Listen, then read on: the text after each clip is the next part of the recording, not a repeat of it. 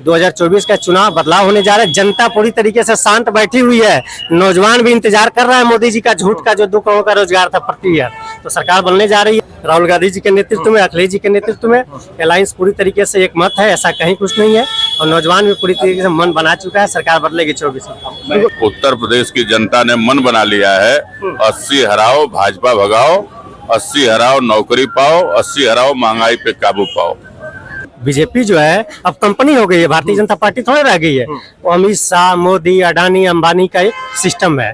उसी की व्यवस्था से जो है ये भारतीय जनता पार्टी चल रही है। अडानी अंबानी जो कहते हैं वही मोदी जी अमित शाह करते हैं। जनता ने मन बना लिया है उत्तर प्रदेश से भाजपा को हटाने के लिए। उत्तर प्रदेश से साफ कर देगा। 80 में 80 हारने जा रहे हैं भाजपा वाले। 80 करोड़ लोगों को राशन दे रहे हैं भैया। किस देश में ऐसा होगा व्यवस्था? आप भी पढ़े होंगे विश्व स्तर पे। जिस देश में राशन बांटा जाता है 80 करोड़ लोगों को, लगभग 90% लोग हमारे जो राशन पे आश्रित हैं, तो देश विकास कर रहा है। माहौल तो इंडिया गठबंधन का है। इंडिया गठबंधन का है। जबरदस्त माहौल। जबरदस्त। लखनऊ में भी लखनऊ उत्तर प्रदेश से अछूता थोड़ी ना है। नमस्कार, भारत टीवी न्यूज की खास पेशकश कौन बनेगा प्रधानमंत्री देख रहे हैं आप सभी का बहुत बहुत स्वागत। बता दें कि इस वक्त हम लोग लखनऊ में मौजूद हैं। उत्तर प्रदेश की राजधानी है लखनऊ और मेरे पीछे शर्मा जो चाय की दुकान आप देख पा रहे होंगे। बता दें कि राजनीति में भी चाय का जो है खासा महत्व है। कहा जाता है कि अपने बचपन के दिनों में जो देश के प्रधानमंत्री नरेंद्र मोदी वो वडनगर रेलवे स्टेशन पर चाय बेचा करते थे। अब 2024 का लोकसभा चुनाव है। लोकसभा चुनाव को लेकर के सभी राजनीतिक दल जो है चुनावी तैयारियों में जुट गए हैं और यहाँ पर जो तमाम लोग हैं उनसे बातचीत करेंगे और जानने और समझने का प्रयास करेंगे कि 2024 के लोकसभा चुनाव को लेकर के ये जो लखनऊ की जनता है ये क्या सोचती है। बता दें कि अभी वर्तमान में जो लखनऊ से सांसद है राजनाथ सिंह है। भारतीय जनता पार्टी का मजबूत किला है लखनऊ और इस वक्त हम लोग लखनऊ में ही सीधे बातचीत का सिलसिला शुरू करते हैं। अलग ही टाइप के हाँ, क्योंकि जब हमारे देश के प्रधानमंत्री जी कहीं किसी मंच पे खड़े होते हैं और चलते हैं तो हमें देख के अपने आप गर्व महसूस होता है कि हाँ यार हमारे भारत का कोई प्रेजेंटेशन करने वाला व्यक्ति, एक ऐसा वर्चस्व का व्यक्ति खड़ा है कि जिसकी बॉडी लैंग्वेज, जिसके चेहरे का प्रदर्शन, जिसके माथे की ललाट से ही पता चल जाता है कि हाँ कोई भारतवर्ष का प्रधानमंत्री आकर के खड़ा है सामने। समझ रहे हैं? बाकी ऐसा अभी किसी के अंदर जो है कोई गौरवान्वित चेहरा दिखने लायक नहीं है कि जो उनके मुकाबले में आके खड़ा हो सके। समझ रहे हैं? और ना उनके जैसी वाकपटुता किसी के अंदर है कि जो उनके जैसी वाकपटुता को भी आकर के किसी मंच पे संबोधित कर सके, क्योंकि ये सब चीजें जो है बड़ी महत्व रखती है। कह रहे हैं जब देश के प्रधानमंत्री मोदी जी खड़े होते हैं मंच पर तो ये पता चलता है कि कोई देश का प्रधानमंत्री जो है प्रेजेंट कर रहा है, देश को रिप्रेजेंट कर रहा है। कह रहे हैं देश की जनता जो है वो पूरी तरह से खुशहाल हो गई है। अच्छा ये बताइए, आपके बाबा दादा अगर कोई व्यवस्था बनाए हो जिसको धरोहर बोली जाती है, उस धरोहर को बेच करके और आप फॉर्च्यूनर ले लीजिए, खूब बढ़िया बढ़िया टाई सूट पहन लीजिए, तो इससे घर का विकास हो जाएगा कि उस गांव का विकास हो जाएगा कि समाज का विकास हो जाएगा? तो वही कहावत हमारे माननीय मोदी जी की है। समझ रहे हैं कि नहीं? उनका पूरा सेटअप जो है बनाया हुआ है मीडिया का। एक तो पूरी कंपनी है बीजेपी जो है, अब कंपनी हो गई है। भारतीय जनता पार्टी थोड़ी रह गई है। वो अमित शाह, मोदी, अडानी, अंबानी का एक सिस्टम है।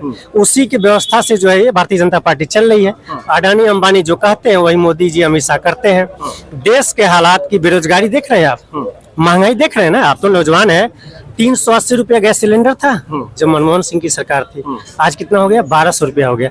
कौन सी ऐसी विकास में गति हो गई भैया कि 4 गुना महंगाई बढ़ गई है? देश का कर्जा आप देख रहे हैं, पहले 55 लाख करोड़ रुपया था, अब 155 लाख समथिंग करोड़ रुपया हो गया भाई। आप खुद जान रहे हो। और भाई साहब कह रहे हैं कि देश हमारा पूरा जो है, मुझे गर्व है माननीय जी पे। ठीक है, हमारे प्रधानमंत्री है, मुझे सम्मान है मेरा, लेकिन इस सम्मान का क्या मतलब भैया कि हमारी गरीबी इस हालत में चली जाए कि लोग भुखमरी के चले जाए। 80 करोड़ लोगों को राशन दे रहे हैं भैया।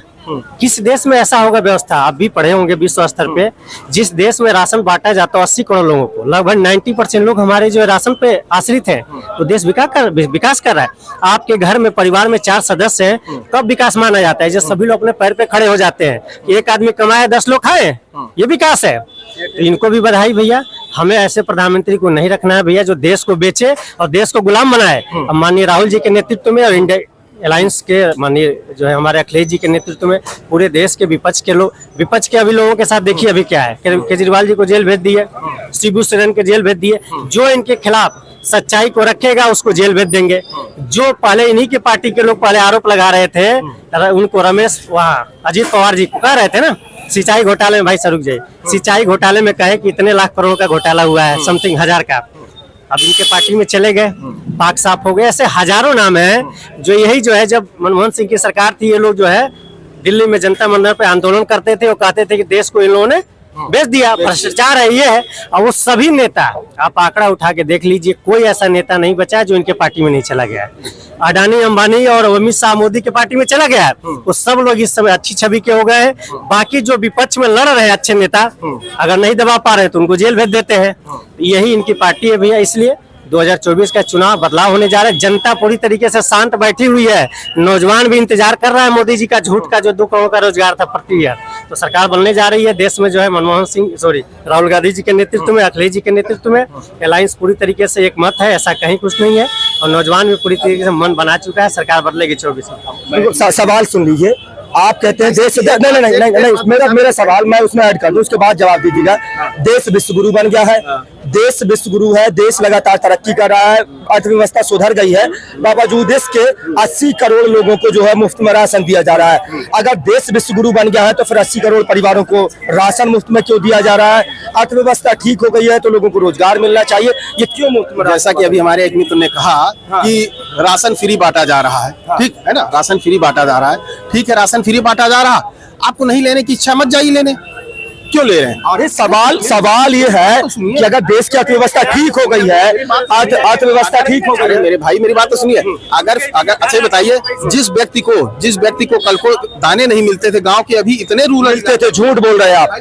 कौन लेके आ गए? फूड सिक्योरिटी एक्ट कौन लेके आया? खाद्य सुरक्षा अधिनियम कब आया? आप मुझे बताइए, लाल सफेद और जो राशन कार्ड बनता था पीला, कौन लेकर के आया? मान लिया सब कुछ लेके आए, मिलता। मेरी बात तो सुनिए, मान लिया मिट्टी का तेल और चीनी मिलती, अरे मान लिया सब कुछ लेकर के आए, लेकिन जो व्यवस्था आज दिख रही है, मिलने की और दिखने की व्यवस्थाओं में अंतर होता है। हम कहते हैं आप सब कुछ लेके आए, लेकिन आपकी लाइव व्यवस्था आज तक दिखी नहीं कहीं। मनरेगा कौन लेके आया? मनरेगा में आज लोगों को नौकरी मिल रही है, आप कह देते हैं किसकी लाई मनरेगा? मिलती तो पहले भी थी, लेकिन कभी मिलती नहीं थी। लेकिन आज की व्यवस्थाओं में चीजें मिलती नहीं दिख रही है, कह रहे पहले मिलती नहीं थी। देखिए मोदी जी बड़े वाले उस पार्टी के भी एक कार्यकर्ता है, तो कहीं ना कहीं करेंगे ना। हमारे प्रधानमंत्री जी ने एक ऐसा बहुत ही मतलब सराहनीय और बड़ा कार्य किया है कि आज तक इतने प्रधानमंत्री हुए कोई नहीं कर पाया। इलेक्टोरल बॉन्ड से पैसा ले लिया, इलेक्टोरल बॉन्ड से पैसा ले लिया है, 20 निर्यातक कंपनियों से पैसा ले लिया, पाकिस्तान की कंपनी से जा रहे हैं। हम उस विषय में हमारी आस्था का जो सबसे बड़ा एक केंद्र है, मंदिर बना, हमारी नहीं वो तो एक कराया ही उन्होंने, बहुत सराहनीय कार्य। हमारी आस्था का एक बहुत बड़ा केंद्र कि आज तक बताइए कोई प्रधानमंत्री समुद्र के अंदर उतर के आया है? बताइए, हमारे प्रधानमंत्री मोदी जी से आप सुनिए, देखिए कि समुद्र के अंदर उतरने के लिए जो एक जज्बा और जो आत्मा के अंदर ललाक होनी चाहिए, वो आज तक बताइए इतने प्रधानमंत्री हुए कोई नहीं उतर के आया। लेकिन हमारे माननीय प्रधानमंत्री मोदी जी देखिए, समुद्र के अंदर उतर के बैठ के वहां साधना करके और वहां मोर पंखी लगा के तब निकल के आए हैं, समझ रहे हैं? आज चाहिए आप बताइए, ये आप पूरे विश्व में बता दीजिए कोई प्रधानमंत्री जो समुद्र के अंदर उतर करके मोर पंखी लगा करके आया। ये समुद्र के अंदर प्रधानमंत्री मोदी उतर गए हैं, मोर पंखी जवाब लेने दीजिए। समुद्र के अंदर उतर के क्या मतलब क्या जाहिर किए हैं? समुद्र के अंदर भाई आस्था एक ऐसी चीज है कि आस्था सबके अंदर आस्था होती है, और उस आस्था के तहत कोई किसी तरीके से वो करता है, कोई अपना रात दिन तपस्या करता है, कोई हवन करता है, तो ये तो एक आस्था का प्रतीक हो गया। इससे विकास का जो हमारा जो लोगों को रोजगार मिल गया, इससे ये सवाल इससे रोजगार कहाँ मिला, कैसे रोजगार मिला, ये बताने का काम करिए आप सहमत हैं? हाँ, की आस्था सबकी अपनी अपनी रहती है, लेकिन उस आस्था के अंतर्गत जो उन्होंने सराहनीय कार्य किया है समुद्र में उतरने का, वो आज तक समुद्र में उतरने का पूरे विश्व के पटल पे आप उठा करके देख लीजिए। समुद्र में उतर के मुझे एक बात बताइए, समुद्र में उतरने के बाद क्या जो है देश ग्लोबल हंगर इंडेक्स की जो रिपोर्ट है, जिसमें देश जो है भुखमरी की कगार पर है, जिसमें लोगों को जो है एक टाइम का भोजन नहीं मिल पा रहा है, उससे मतलब जो दूर हो जाएगी आस्था जो है अभिव्यक्ति की आजादी, आपका निजी मसला है, आप आस्था रखिए, आप पूजा इबादत तो जब करेंगे, कहा ना मस्जिद की बात हो ना सिवालों की बात हो, प्रजा बेरोजगार है, पहले निवालों की बात हो, आप समुद्र में उतरने को बड़ा काम बता रहे हैं। अरे क्यों नहीं बड़ा काम? अरे महाराज, समुद्र के अंदर उतरने का काम बड़ा नहीं, जिसका आत्मबल मजबूत होगा, जिसकी इससे जनता का क्या फायदा? अरे महाराज, यहाँ एक मंजिल से कूद जाइए तो हाथ पैर टूट जाएगा। समुद्र में कितनी मतलब कितनी जनता का क्या फायदा? जी गए हैं अरे फायदा अभी हम उससे अब बंदो भाई समुद्र के अंदर उतर के हम अपना आत्मदाह कर ले तो उससे क्या हो जाएगा? ये तो वो तो किसी प्रधानमंत्री ने किया नहीं होगा। अभी हम अपना आत्मदाह कर ले समुद्र के अंदर जाके, तो बताइए उससे क्या होगा? आत्मदाह करने के लिए भी आपकी इच्छा शक्ति बहुत बड़ी होनी चाहिए। आपके ये जनता का क्या फायदा होगा भाई साहब? आप जनता का फायदा नहीं बता रहे। हमारे देश आप समुद्र में कि हमारे प्रधानमंत्री जी समुद्र की गहराइयों से ये तो नई मतलब नई स्टंट तो मोदी जी करते रहते हैं। देखिए समुद्र में उतर जाते हैं, गंगा में उतर जाते हैं। अरे तो इससे फायदा क्या? अच्छा ये बताइए, हमने मान लिया कि स्टंट कर रहे हैं, आज से पहले इतने प्रधानमंत्री हुए, सब स्टंटबाज क्यों नहीं निकल गए? अरे तो जितने मतलब करते थे, मोनी बाबा आप कहते थे, देहाती लोग आप कहते थे, पप्पू आपने कहते। देखिए ये कह रहे हैं कि इससे जो देश मजबूत हो गया, वो उतर गए तो देश मजबूत हो गया। इससे कोई देश मजबूत नहीं हो रहा है। कुल मिला जुला कि इनका भी जो है मूड वही मोदी जी वाला है। अपना जो है झूठ बोलो और बढ़िया जनता को मूर्ख बनाओ, चूतिया बनाओ, नौटंकी करो, नौटंकी करके एक अच्छी चीजों को वो करो जिससे जनता समझे कि ये बहुत देशभक्त हैं, बहुत पुजारी हैं, बहुत इसी से देश चलेगा और ये कुछ नहीं है, ये केवल नौटंकी करते हैं। अंतरात्मा होती है। हर इंसान जो है अपने हिसाब से जो है अपने आप को समझता है कि उसको क्या करना है क्या नहीं करना है। किसी के द्वारा जो है हम क्यों किसी की बात को माने? हम स्वतंत्र है ना। बिल्कुल। विपक्ष ने अभी तक कुछ नहीं किया, विपक्ष ने कुछ नहीं किया। इसी वजह से जो है 10 साल में जो कामकाज दिख रहा है देश में, देश तरक्की कर रहा है, प्रोग्रेस कर रहा है, वो सब मोदी जी की देन है। कोई देश तरक्की नहीं कर रहा है। बेरोजगारी इतनी भयानक है कि युवा सड़कों पे घूम रहा है, परेशान है। जो ये 80 बता रहे हैं कि 80 करोड़ लोग राशन देते हैं, तो ये तो खुद ही जाहिर करते हैं हम भुखमंगे हैं। ये खुद ही जाहिर कर रहे हैं कि हम भुखमंगे हैं, तभी तो भीख मांग रहे हैं। भाई राशन वो करना तो जब हमारे पास नहीं होगा तभी तो हम लेंगे, नहीं तो हम लेंगे ही नहीं। तो इसका मतलब ये खुद ही ये भी बता रहे हैं कि हम विकास कर रहे हैं। तो ये केवल इनका विपक्ष क्यों नहीं उतर रहा है? आपसे मैंने पूछा 83% युवा बेरोजगार हैं, ये जो है रिपोर्ट आई है। उसके बाद 1,65,000 करोड़ हो गया, कर्ज जो है वो बढ़ गया है। आप उस पर बात नहीं कर रहे हैं। आप तरीके की कागजों की रिपोर्टें तो बहुत आती रहती है। आप किसको मानते हैं? मुंह से कहने वाली रिपोर्ट को मानते हैं? एनसीआरबी का डेटा आप लोग नहीं मानते हैं, नेशनल क्राइम रिकॉर्ड। बताइए, हम कह रहे हैं इतनी समस्याएं चल रही हैं तो विपक्ष आके सड़कों पे क्यों नहीं लेट जा रहा है? विपक्ष को आना चाहिए। मेरी बात सुनिए, मेरी बात प्लीज कर लीजिए, 2 मिनट। हम कहते हैं इतनी है विपक्ष के पास, ऐसा कोई नहीं कि विपक्ष के पास मतलब विपक्ष का आत्मबल इतना नहीं, विपक्ष आवे सड़क पे लेट जाए। विपक्ष को आप लेटने कहा दे रहे हैं महाराज। सीबीआई ईडी रोजाना मतलब जो आप अच्छा एक मिनट, अरविंद केजरीवाल को मतलब मुख्यमंत्री रहते हो जेल में मान लिया। आप सीबीआई ईडी की बात करते हैं, हमने मान लिया सब कुछ उनकी, सब कुछ उसकी। आपका आत्मबल तो मजबूत है, आप सबको करने दीजिए, आप लेट जाइए सड़कों पे। कौन नहीं उतरा? किसान उतरे तो लाठियां चलवा दी, नौजवान उतरे तो लाठियां चलवा दी। झूठ। अरे महाराज किसान, अच्छा ये बताइए किसान नहीं, किसान 14 महीने बैठे तो उनको आपने कह दिया कि ये इस तरीके से बैठे थे, लोगों ने भी देखा। कैसे बैठे थे? 14 महीने बैठे। झूठ बोल रहे हैं महाराज आप। ये कोई बात नहीं है। आप लोग उनसे बात करोगे नहीं, किसानों को आप लोग मतलब जो अपराधी कह देते हैं। क्या है माहौल सब गठबंधन के साथ है। माहौल गठबंधन के साथ है, बिल्कुल। मोदी जी ने काम बहुत किया है, समुद्र में उतर गए, साधना कर ली, उसके बाद देश की महंगाई बेरोजगारी सब समाप्त हो गई। कुछ चुनाव के बाद में अमित शाह जी आएंगे और कहेंगे कि मेरा जुमला था, उनको जुमला ही देना है और क्या देना क्या है। जनता जो है गठबंधन के साथ है, आज के डेट में गठबंधन के साथ है। बिल्कुल जी, गठबंधन के साथ है। कह रहे गठबंधन नहीं आने वाला, 80 सीटें जो है इस बार भाजपा फिर से जीत रही है उत्तर प्रदेश की। वो तो रिजल्ट 4 तारीख को आएगा, 4 तारीख को पता चल जाएगा कौन किसके साथ है। झूठ बोलना, उनको झूठ के लिहाज से खाए नहीं। बेरोजगार यहाँ है, युवा यहाँ परेशान है, जनता त्रस्त है आज की डेट में। धमकी से थोड़ा कोई वोट दे देगा, तो वोट अंदर पड़ता है। धमकी देना किसी को, ईडी सीबीआई ईडी के घर से थोड़ा वोट ले लेंगे। आप जनता को वोट देना है। आप नेता को पकड़ सकते हैं, जनता को पकड़ सकते हैं। जनता ने मन बना लिया है उत्तर प्रदेश से भाजपा को हटाने के लिए। उत्तर प्रदेश से साफ कर देगा। 80 में 80 हारने जा रहे हैं भाजपा वाले। 2017 में कह रहे थे जनता ने मन बना लिया, 2019 में कहे जनता ने मन बना लिया, 2022 में कहे जनता ने मन बना लिया, 2024 आ गया, अब भी जनता ने मन बना लिया है। 2022 में हम 37% वोट पाए हैं, समाजवादी पार्टी 37%। सरकार तो नहीं बना पाए। ठीक है, जनता का निर्णय था, जनता ने दिया हमको 37% वोट दिया। जब से समाजवादी पार्टी खड़ी हुई पहली बार 37% वोट पाई है। और हम 24 में उस वोट को और बढ़ाएंगे। वोट को हम जो वोट हमको मिला 37%, वो रिजल्ट में नहीं कन्वर्ट हो पाया है। 24 में हम वोट में हमारे जो रिजल्ट कनेक्ट हो जाएगा, वोट तो उनसे हम थोड़ा ही कम पाए हैं ना। वोट का अगर मार्जिन देखा जाए 5-5.5 लाख समथिंग है वोट का मार्जिन कम। इस बार हम उसको रिजल्ट में कन्वर्ट कर रहे हैं। भाई साहब मोदी जी कह रहे हैं सीबीआई ईडी से जो पैसा जो आ रहा है, भ्रष्टाचार का जो पैसा जमा किया जा रहा है, कह रहे हैं उस पैसे को गरीबों में बांटा जाएगा। मोदी जी जो कहते हैं वो करते नहीं हैं। मोदी जी जो कहते हैं वो करते नहीं हैं। उत्तर प्रदेश की जनता ने मन बना लिया है 80 हराओ भाजपा भगाओ, 80 हराओ नौकरी पाओ, 80 हराओ महंगाई पे काबू पाओ। आप कह रहे हैं मोदी जी जो कहते हैं नहीं करते हैं।